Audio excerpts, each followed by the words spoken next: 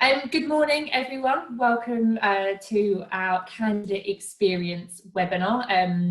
For those of you who joined but hadn't actually heard me introduce myself, my name is Natasha Cannon. I am the Managing Director for In-House Recruitment, the fastest growing community for in-house recruiters, talent acquisition and HR professionals in the UK. So thank you for joining us for this webinar, and a special welcome to our speaker, Patrick Hedberg from Oleeo, who are also our event partner. Patrick's laughing because I always mispronounce Oleeo, but I think I got it okay today. Good. So for those of you who don't know, Oleeo are an award-winning provider of innovative talent acquisition technology. And Patrick, I'm sure, will give us a little more detail around who they are, what they do, and what they specialise in. So the title of today's webinar, as you will be able to see, is Protecting the Candidate Experience During Uncertain Times. And it's a big topic, whether it's uncertain times or not. So I am looking forward to this session. We will have a couple of polls that are running throughout. They should just pop up on your screen. If there are any sort of technical issues, please do just write in the comments box, which will be in the Q&A section for you as well. On that note, do feel free to ask any questions at any point throughout the presentation. We will be feeding back and going to Q&A at the end of the session, but I understand that questions pop up as the talk's going through, and sometimes if you leave it to the end, you actually don't remember what the question was. So do feel free to pop them in that Q&A box, and we'll get to those at the end. The session is being recorded as well, so pertinent to say, if you do have any technical issues and you drop out, we're all on home networks which are under stress and strain at the moment. It is being recorded, so we will share the recording with you post-event as well. So I think that's it from me. I hope you enjoy the session, and I'm going to switch my camera and my microphone off to not distract anyone from the good content. And over to you, Patrick. Thanks very much, Natasha. Hopefully you can all see, if you could just confirm, Natasha, that you can see my mugshot. I can see your mugshot, indeed. Very good. So thanks, Natasha. Good morning, everybody. I hope you're all safe and well. As I say, my name is Patrick Hedberg, and I'm delighted to be spending the next 45 minutes or so with you on this particular webinar. So a little bit about me. I've been in the recruitment technology space for the past 20 years, having previously been a headhunter. And my first role in the recruitment tech was selling recruitment software to the agency marketplace, where I sold to the likes of Michael Page, Rob Walters, PSDs of this world. And actually, Oleeo is my fourth ATS provider that I've worked for, having previously been at Verve. So if any of you remember Verve, I'll be mightily impressed, some while ago. Oleeo, I'm sure you have all heard of, and then more recently Lumess. And I love technology, but my key focus is using that technology as an enabler to solve the challenges and meet the objectives that our prospects and customers have. And in itself, I'm a firm believer that technology can't achieve these alone. So hopefully my knowledge and insight will offer some value, and that you're able to take some things away from today's session. And as Natasha said, I look forward to answering any questions you might have at the end. I can't promise that I'll know the answers. I know this has been a very popular, a lot of interest in this particular webinar based on probably the title. So more than happy to share my thoughts and knowledge with you this morning. So I've broken today's presentation down into a number of areas that each in their own right you can take away and ponder. And starting with defining the recruitment enablement, it's a definition we've taken to help you change your way of thinking about recruiting and how you measure what you do. We'll then look at some simple techniques or principles for protecting the candidate experience. We'll look at how leveraging automation can increase your ability to balance the transactional with the strategic, working smart and hard and making data your friend, if not your best ally.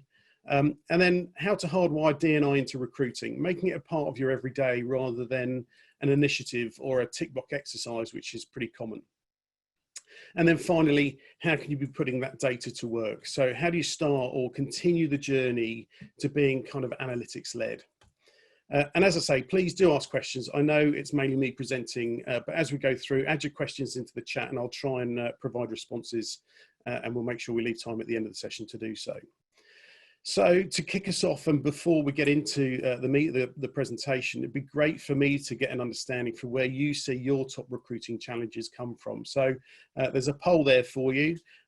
There's a lot going on out there. I don't know about you, but things seem to be shifting almost daily. I've almost lost touch with what I am and what I'm not allowed to do these days. And of course, that translates through into business too. So I'm going to take a minute or two just to fill out that. Click all those that apply and we'll take a minute or so just to give us an insight and share with you what some of your colleagues are also thinking in terms of some of the challenges. So hopefully that should be coming up, Natasha. I can't see it, but. Not see it. It's, yeah, we're getting some votes through. So yeah, I'm not sure why you're not allowed to see it, Patrick. I don't know. Must have banned you. Yeah. What's interesting while we wait, I read an article yesterday in the caterer.com and it said that the British public is looking to spend, I couldn't believe the number, £3.8 billion on hospitality in the first week of reopening. So that was like a third of the customers were planning to dine out. And you just can't imagine that kind of volume in a week. It's probably all recruiters going to get the drink, no doubt. How are we doing on the numbers? Yeah, we're not too bad. I think there's a few people that are able to select them, but they're writing them into the chat function. So okay. Just give it maybe 20 more seconds or so, and then I'll. I mean, people that and apologies if you can't select it on there. For those of you who haven't been able to do it, a lot of you are saying keeping candidates engaged is top recruiting challenges. Okay, so I'm going to end the polling and I'll be sharing the results online, so everyone should be able to see them apart from Patrick. But the top recruiting challenges, attracting the right candidates, is at 65%, okay. As is keeping candidates engaged, that's also at 65%. Yeah. The next one is improving recruiter efficiency, which is 38%. Then it will be redeploying workforce internal mobility at 20% and recruit at high volumes at 22%. So high volume is bottom of the list, and attracting candidates and keeping candidates engaged is top. Yeah, no great surprises there. So that's either reassuring for you guys to know that everyone's kind of in the same boat. And I'd love to say that I've got the silver bullet in terms of that, keeping the candidate engaged. I'll certainly share with you our thoughts here at Oleeo and what makes sense. But not a massive surprise that redeployment is probably not featuring as high because we're a couple of months in now into COVID. So any work that you might have been doing is probably starting to tail off as the new norm, I guess, takes hold. So that's really interesting. And I'm sorry, I can't actually see the stats, but it sounds like it was as would be expected. So we'll press on. So let's take a look at the landscape. I'm sure many of you be able to relate to this. There are, as I was just saying, new norms. Video interviewing technology has probably gone through the roof since the start of COVID, but there's lots of fear and there's lots of anxiety out there and uncertainty about how quickly the economy will actually bounce back, even after we've understood how badly it's been affected. I don't think necessarily we have a sight of that yet. But in context with you guys, it reminds me of a story or a conversation I was having with a head of resourcing recently, who said to me that your task is pretty thankless in that when you find a great candidate and they get hired, the line manager seems to take all the credit for it. Whereas if things go awry, it's typically recruitment that if there is any blame, it gets aimed at. So we know that depending on where you sit, it's either slowing down or freezing, or you're hiring more. Perhaps not for you guys on this particular call, given the results. You may be growing one part of the business while slowing another part. And clients and prospects I've been speaking to, as I alluded to just a moment ago, have seen their recruitment departments being pulled into doing skills and capability assessments of their existing employees and being able to redeploy those resources appropriately. And also, we've got nothing, there's no context to any of this. None of us have been through this kind of experience before. So we've got no benchmark. There's nothing for us to actually gauge what we should be doing. So that's hence why there is so much uncertainty. And then, of course, your overburdened recruiting functions. This has always been a challenge in my 20 years of experience. But at this time, what we're seeing is an almost immediate swing from being a candidate market to that of an employer-led one. And as many people been made redundant and seek employment, it's not surprising that that's what's led to the high volume of candidates to process for each role and many steps to complete for each.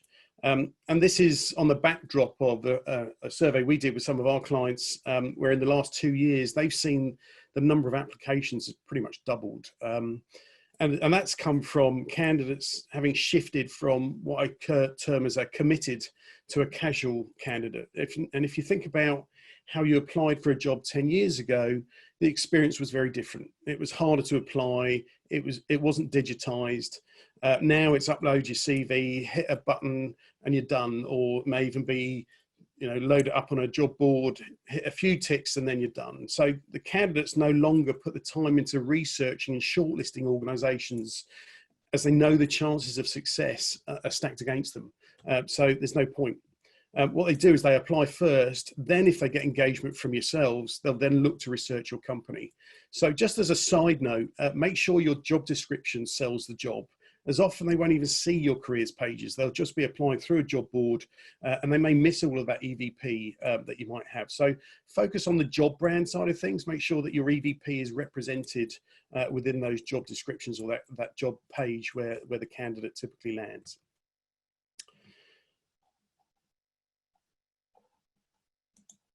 So throughout the session today, I'll be using a term that may be new to some. It's called recruiting enablement.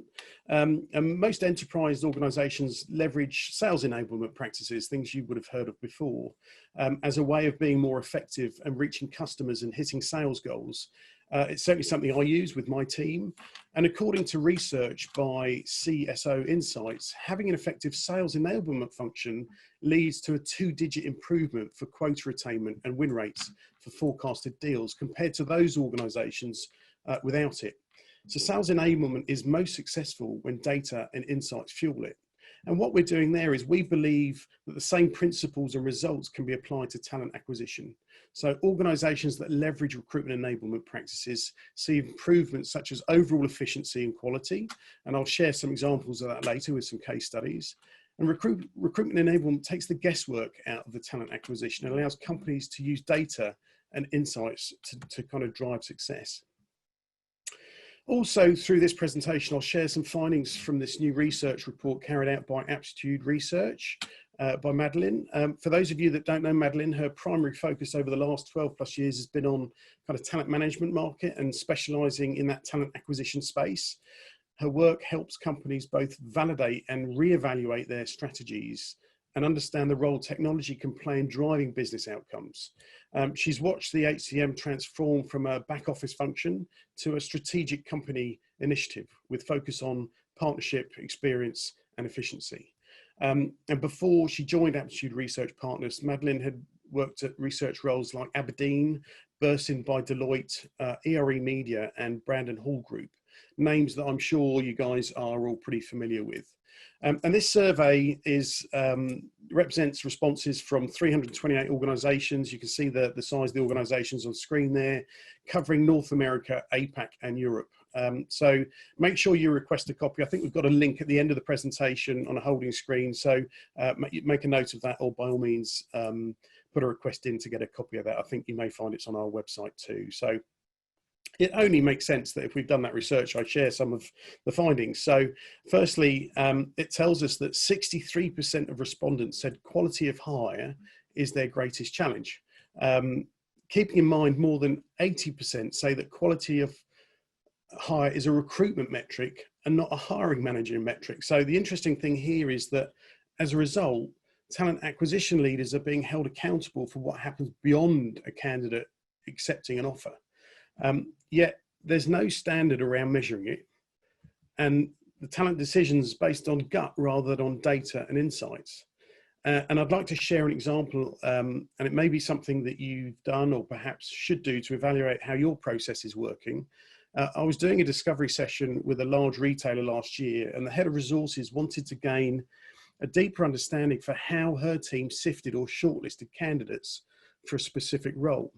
So she got her recruiters in a room, she poster-sized 8 CVs that they'd received as part of the process, and she asked the recruiters to then review those same candidates and make recommendations on who to progress or not and why.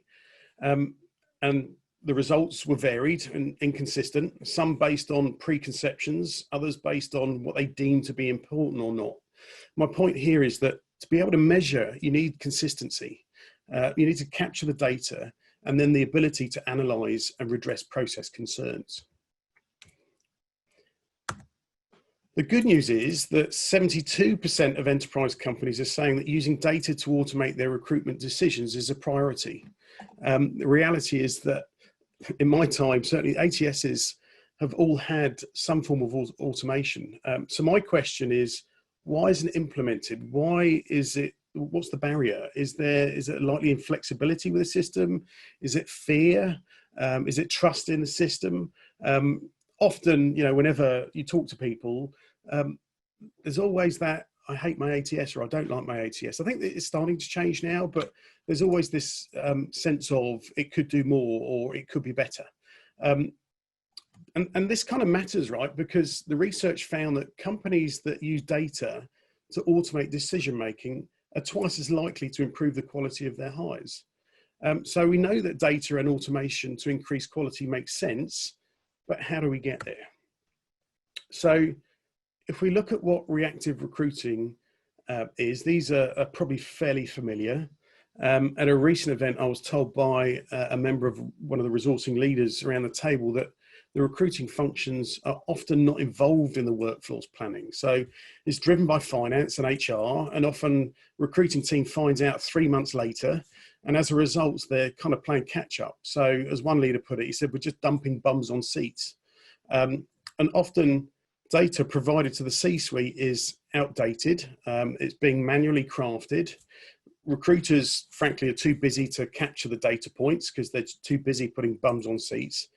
And what you end up with is a term I call dirty data. So it'd be interesting to understand, have you guys got dirty data? Inconsistent processes. Recruiters are not assessing candidates like I just shared with you in the same way, with the same yardstick, and using perhaps dated preconceptions of where quality come from. And to give you an example, we work with a number of early years clients where we've been able to help and highlight using the data that actually the university they went to, or the candidate went to, was a poor predicator for success in a role. And it's only by using that data that you can actually bring that to light. All candidates receive the same journey. There's no perspective of the individual's wants or needs, let alone, you know, taking into account diversity or other initiatives that you might be running. Whereas recruiting enablement conversely allows you to be more aligned, use data to validate and improve the consistency, and actually personalize the journey for each candidate. And all of these things will certainly help to improve the acquisition of higher quality candidates. So moving on, let's now look at how you can protect the candidate experience. I know that's a real key topic of interest for you guys. So even if you are slowing down your hiring or freezing, it's critical to nurture candidates in a way specific to the candidate, so that when things do start to pick up, you've got those candidates there ready to engage with you. But it needs to be about the candidate experience, and what is that experience, and is it fit for purpose? So with this in mind, the way businesses engage with applicants and handle communications around this pandemic are of huge interest. Intelligent engagement is critical. Organizations need to make sure their employee value proposition is clearly visible. And as I said earlier, perhaps through positioning that in the job spec as well. And it needs to demonstrate that the company's commitment to prospering in this phase of uncertainty, whilst also looking out for the welfare of its workforce. Candidates find a lot of meaning in experience expressed via EVP messaging. They feel invested in that, and that offer them the reassurance. For example, by sharing crowdsourced stories is an example of employee engagement campaign. Don't try and translate everything in one go. Deliver it via step-by-step content and trust the audience to absorb it in their own time. Keep people engaged by using the relevant content in segments with a variety of bite-sized formats, audience interactions, emotive storytelling perhaps, and videos, alongside the usual polling, quizzes and Q&As that you might already be running. When I was thinking about this as well, I think there's also an element of just think back to when you were a candidate. I know the situation is very different, but what did you value when you were talking to your recruiter or when you were applying for a role?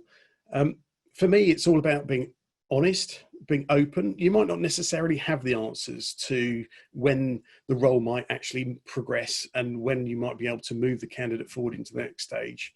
But it's about, regular contact, doing something when you say you're going to do something, so that you create and retain that trust and manage their expectations. Making sure that you don't just leave the candidate in a void. It's the uncertainty, it's the not knowing, it's the I've not heard for weeks or days, depending on their expectation. So whilst I'm a massive fan of technology as an enabler, it's in these times I think the human element needs to be ever more present, and also to be authentic. I think that's the key to it. People want to see what you are really like as an organisation.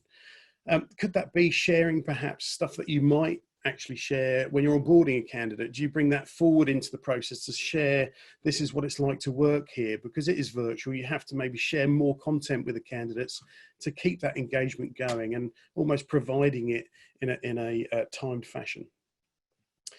The trick of it also is obviously there's some candidates you want to speak to and there's others you won't. And of course, technology in all of that can help.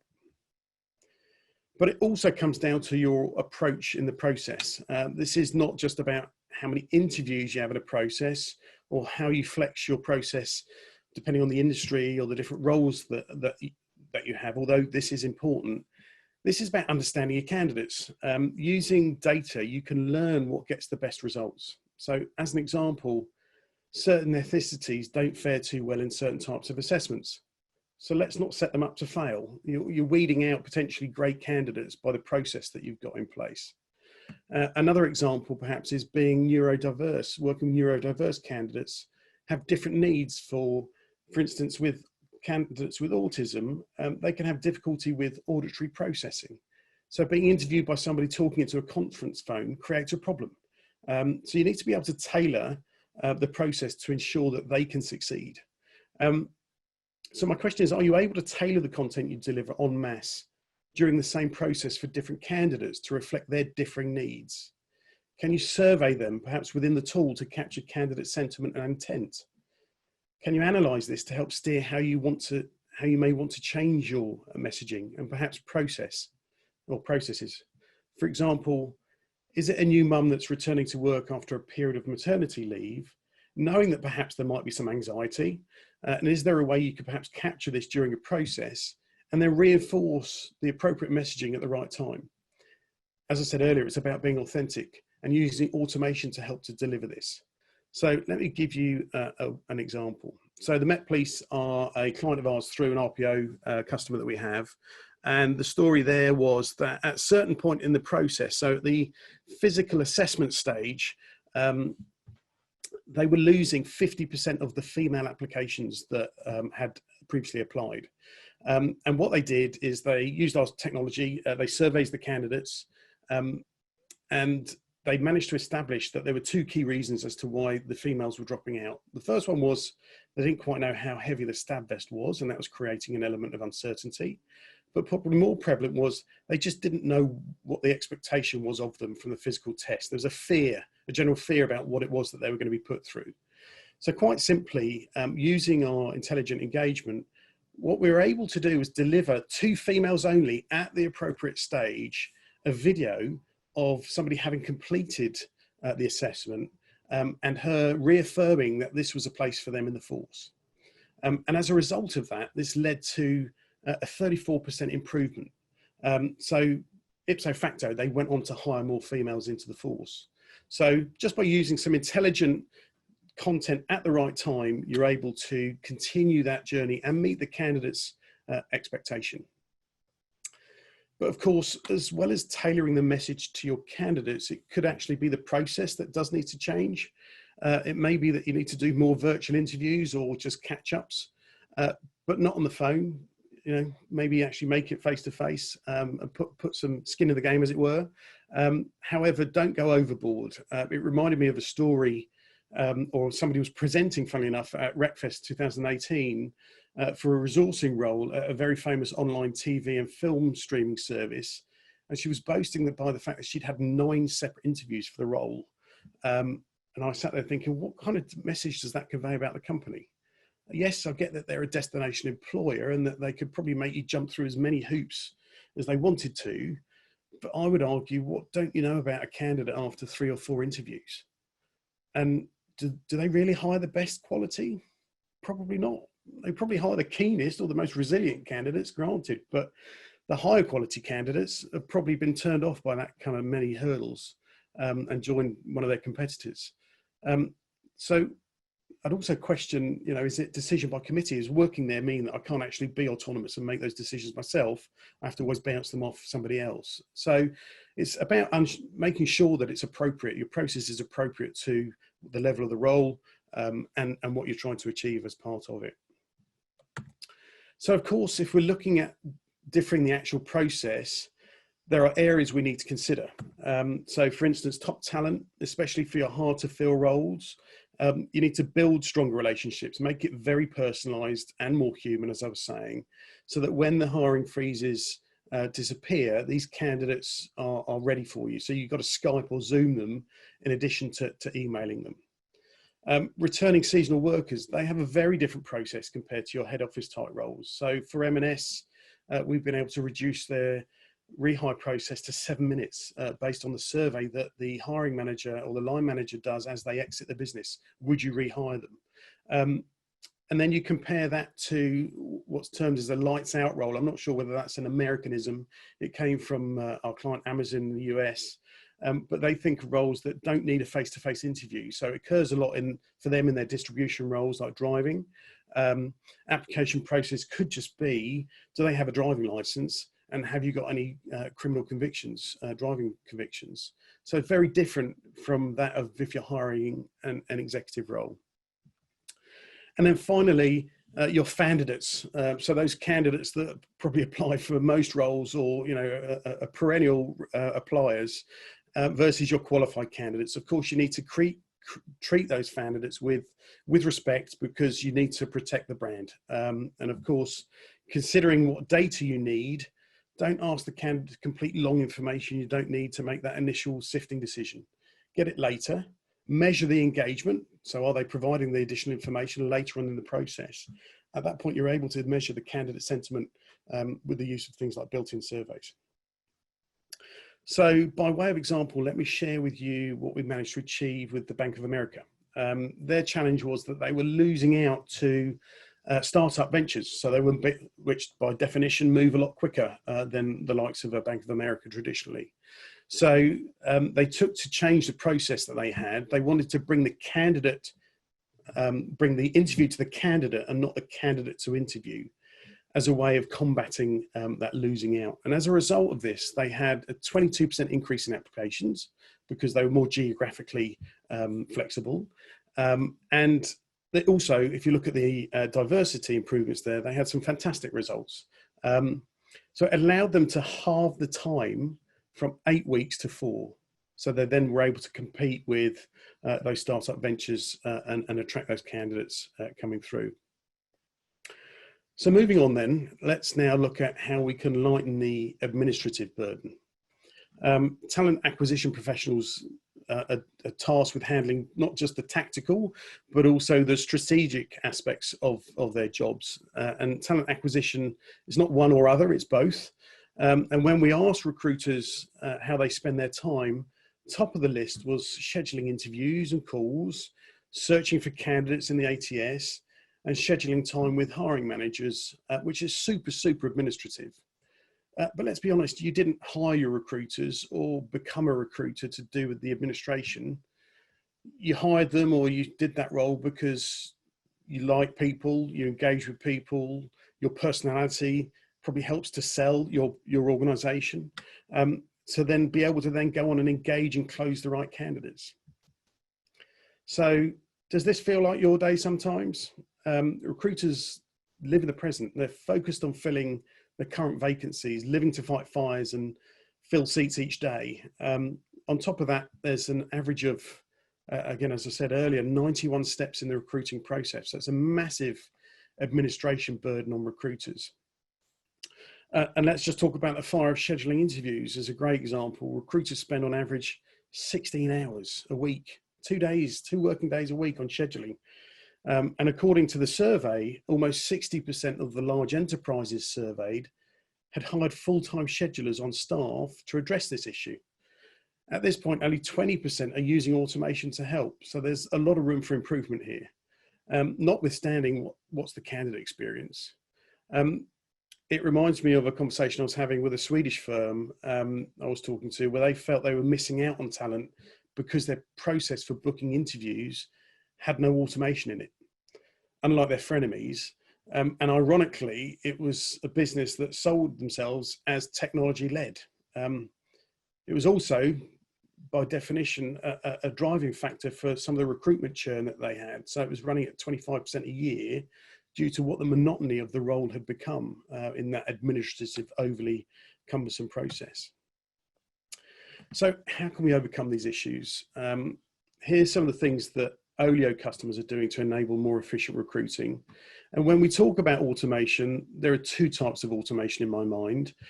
Data-driven automation, which is the concept of if this data tells me something, then do that. And also the templated automation, where it's just there and it does it by rote. And both are good and both have their place. And interestingly, as a sample of a poll we did for a similar type of presentation, where we had about 300 people a couple of weeks ago, posting job boards was the #1 automation being used by far. And in my mind, that's just the low-hanging fruit. I was kind of solving those problems 15 years ago when I was talking to prospects. So where's it going wrong? A practice of recruiting enablement can automate these tactical tasks and kind of create those decision action workflows that I alluded to let recruiters focus on the aspects of the job that they create more value to their organization in doing.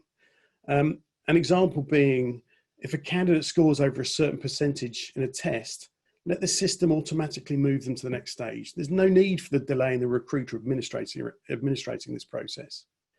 But what I find, as I say, I've been doing this a little while, when speaking with prospects throughout my career, everyone wants to reduce the admin burden, but often they don't know how, or they struggle to get there.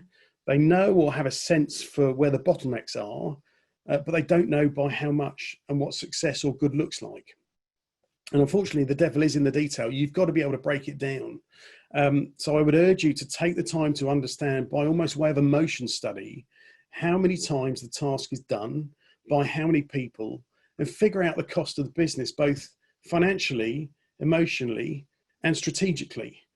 And then share it with your ATS vendor. And then together you can look to improve those processes. We often here at Oleeo, before we unpack any software as part of an implementation, we'll work with a client to challenge and define the processes that they've got and ask them why.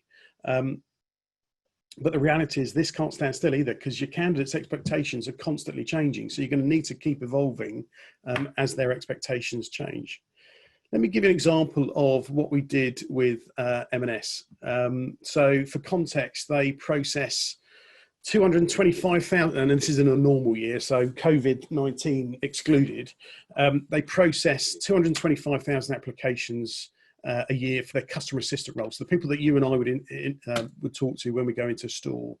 And they typically have between 35 to 40,000 vacancies a year, broken down over the usual Easter periods and the other peaks that they have.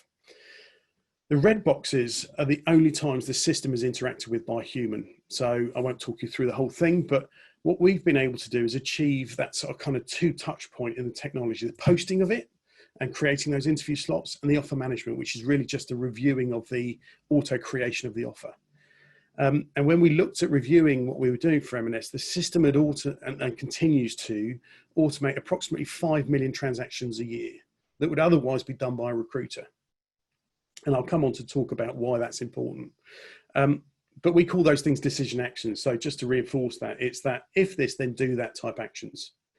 And this is a far cry from one piece of feedback I heard with a client, and I'm not going to say who it is for the obvious reasons, but this client was particularly overwhelmed with applications that all met the minimum requirement. It was based on them having a professional qualification. So the hiring manager knew that any one of them, in his mind, could do the role. But his kind of process, selection process, kind of went along the lines of 1, 2, skip a few, 99, 100. And it's almost embarrassing to say, but the line manager is just far too busy. He needs to fill a role and he just doesn't have the time to be more qualitative. We've obviously been able to improve that process, and that's now a legacy approach. But on that, let me share with you what we did with M&S and how they compare to some of their competitors. So what we have here is M&S, and on the bottom we've got our volume competitor. And what they were able to report was that it typically takes 27 days to hire somebody. They also take 13 days to interview someone from point of application. Whereas M&S have interviewed and hired on average in 12 days. So at least 1 day better. In some cases, it's 3 days from start to finish. So my question there would be, who do you think is hiring the better quality candidate? Other stats to go with some of the work we did with and are doing with M&S is their application process is 35 minutes from application to interview. As I said earlier, 7 minutes from application to offer for returning employees. They've had a 35% reduction in recruiting costs for that one particular process. It's about £1.2 million, which is relatively small in context to M&S, but it's still a good saving. And they've been able to measure that 30% increase in candidate quality. So there is some substance behind some of the stuff that we're sharing with you. And we're firm believers that recruiting enablement can automate and tailor those workflows. So you need to think about what you need and when. Don't ask for the references on application. You can get those using automation later, and then you can gauge their engagement levels as you're going through. They might weed themselves out. Use AI to attract the right candidates and root out the bias. Work with your vendor to understand how we do it. There's huge amounts of uncertainty with AI, naturally, we understand it. But work with whoever your vendor is to understand how their technology actually works, and then bench test that to make sure that it's fit for purpose. And use analytics to then score and fast track top candidates.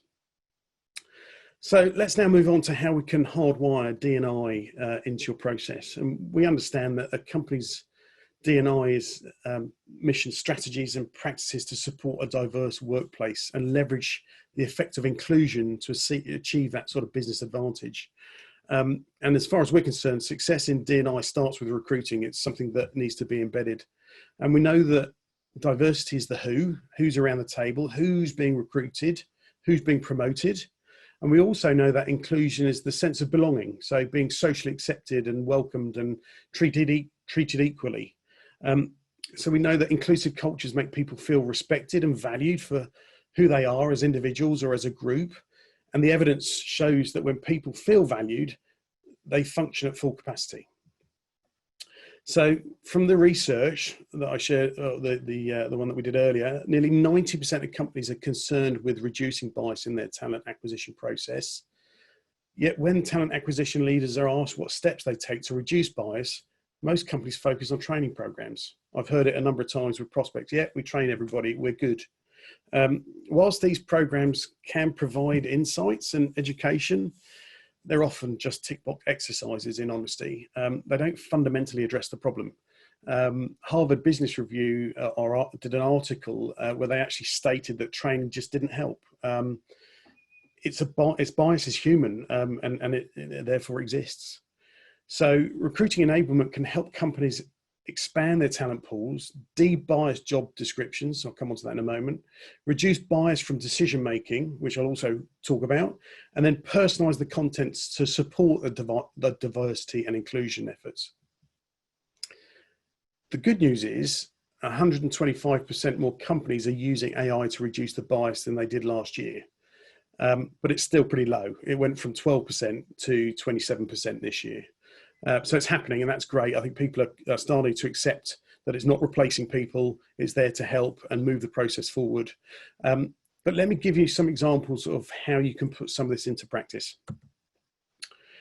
So really important piece to successful D&I recruiting strategy is attracting candidates. And one way to attract is to use technology to de-gender bias in your postings.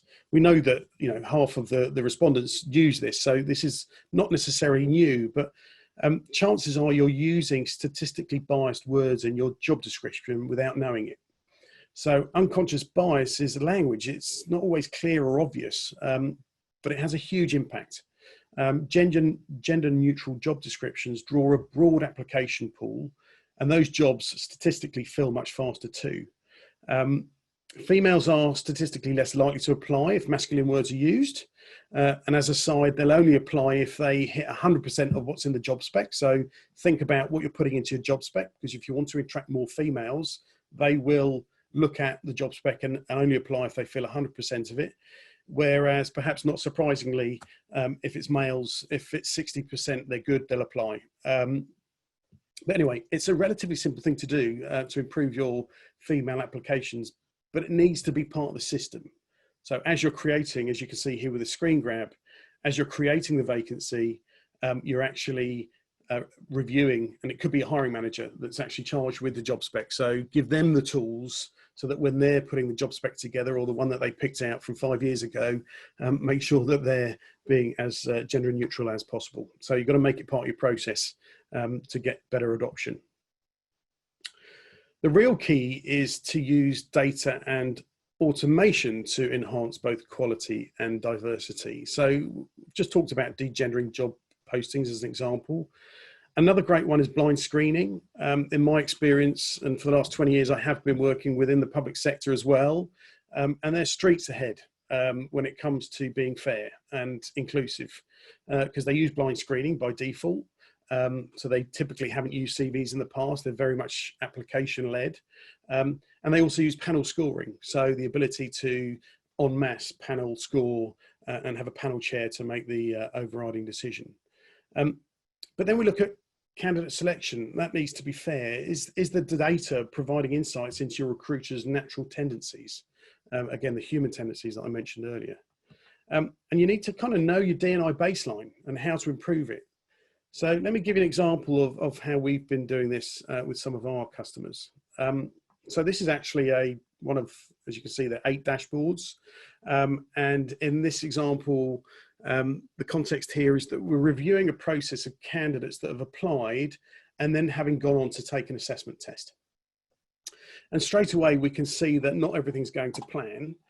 This is the ideal level. So if you look at the 2 green lines, we're trying to get everybody into this particular area. And what you'll see is that at the moment we're using ethnicity as the metric, but we could also use things like gender, age, sexual preference. Anything you capture can be used to illustrate on this axis. And what we can see is the conversion rates. And what we're seeing here straight away is that Hispanic and Black ethnic groups fall within the ideal level, whereas Asians, natives, white, and people of 2 or more race fall outside, and therefore indicates bias because their relative conversion rates are not as high as Black and Hispanics. So we can see straight away what the diversity impact of our selection process is on these different ethnic minorities. But why is that? Let's take a look at a second dashboard as an example. So in this dashboard, we ask the question at the top, how do the individual selection tools and data points correlate with diversity? So it's going to explain to us why there is bias in the process. And this dashboard offers us a number of features. So down the left-hand side here, you can see the features. So these are the attributes that you may be using to make selection criteria. And if we look at native and other ethnic groups, we can see straight away, so the light green here, looking at these bar charts, it's highlighted that the feature of city is having an impact. In other words, the way line managers are screening candidates based on location is having an adverse impact on the selection of native and other ethnic origins. So by having this insight, we can start to understand what data points are being used and if they're appropriate. And if we are wanting to address the change, what I'll show you in the next dashboard kind of puts any new processes benchmarked against the same evaluative approach. So you'll remember on the left-hand side, this is where we had the original results. And by using the analytics tool, by working with you as a customer and understanding where the process needs to be changed, you can then start to actually forecast what those impacts are likely to be. And we can actually see here that there's a diversity improvement of 25%. So let's now look at how we can put the data to work. So we're now to the final topic. We know that the lack of insights is a big issue. Only 35% of chief diversity officers say they've got the demographic data, leaving the majority without the hard numbers to support the work that they're doing. So the first step is put your data to work. And I'm not sure if we've got time now, but I was going to do a poll. I know I'm gabbing on a bit perhaps, so I'm going to skip that poll. It was really just to ask you where you saw yourselves in that journey, but we'll move forward. Happy to answer questions relating to it, but perhaps we'll do that at another time. So if we think back to earlier, I shared that 63% of respondents in the survey say that quality of high is their greatest challenge.